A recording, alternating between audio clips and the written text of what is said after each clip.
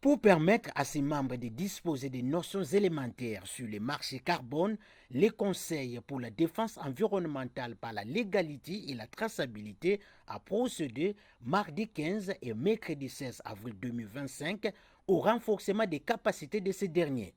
Une session qui leur a permis également d'acquérir une vue d'ensemble pour pouvoir discuter de la question du marché carbone avec eux sans pourtant devenir experts en la matière.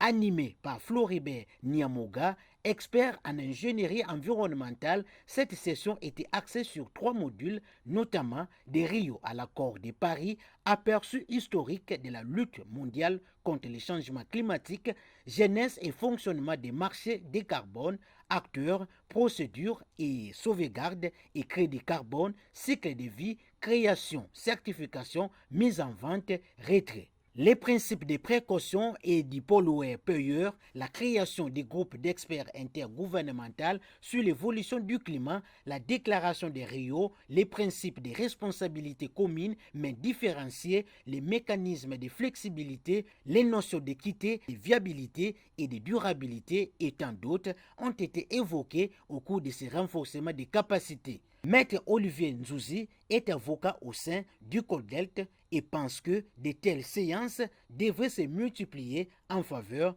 des membres de l'ONG. Qui a bien voulu de relancer cette série de sessions de renforcement de capacité en faveur de ces agents. Alors je voulais seulement peut-être insister pour nous qui sommes bénéficiaires de cette série de formations. En fait, CODELT mise sur nous pour les enjeux de l'air. Et comme l'a dit Papa Flori hier, en fait, les matières sont évolutives. Aujourd'hui, on peut avoir cette expertise, mais demain, ça peut être mécanique.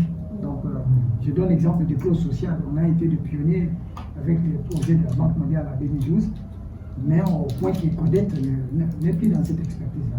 Et aujourd'hui, il n'y a même plus d'exploitation industrielle des modèles, ce qui fait qu'il s'est vraiment renvoyé au calendrier. Et nous avons cet intérêt d'être assidus et de vraiment creuser encore davantage. Ça serait aussi une façon de manifester notre reconnaissance à l'endroit des formateurs si nous arrivons à reposer des questions, à démontrer qu'on a bien maîtrisé ces matières. Et à la fin, peut-être on va encore s'adresser au staff dirigeant et pouvoir toujours organiser ce genre de sessions. En tout cas, au nom de toute l'équipe, nous marquerons toujours notre disponibilité pour pouvoir bénéficier de ces genres de formations. Merci. Pour sa part, Floribert Niamoga est convaincu que cette session de renforcement des capacités à l'intention des membres d'ICODELT est une occasion d'assurer la relève et la pérennisation du savoir. On doit céder la place. On ne veut pas céder seulement la chaise. On veut céder aussi le contenu de la tête pour que d'autres personnes continuent à porter ça, quoi. Donc le fait de former ceux avec qui vous travaillez, ceux qui ont encore beaucoup plus de temps que vous pour être actifs, ça permet aussi de vous libérer de certaines tâches. Moi, je peux vouloir être en train de dormir tout le temps, mais de savoir que la chose continue à se faire, je suis confident. Donc pour nous, c'est vraiment dans la logique de la préparation de la relève que nous faisons les efforts que nous finissons pour que on puisse avoir un nombre de personnes qui récupèrent ce que l'on a pu savoir et qui continuent à faire la recherche, quoi. Mais ils sont appelés encore à aller plus loin que nous, évidemment. Parce que moi, j'ai une connaissance qui est actualisée aujourd'hui. Dans 5 ans, je ne sais pas ce qu'elle sera sur le marché. Peut-être qu'il y a des éléments qui auront déjà évolué, que je vais devenir un illettré dans le secteur du carbone.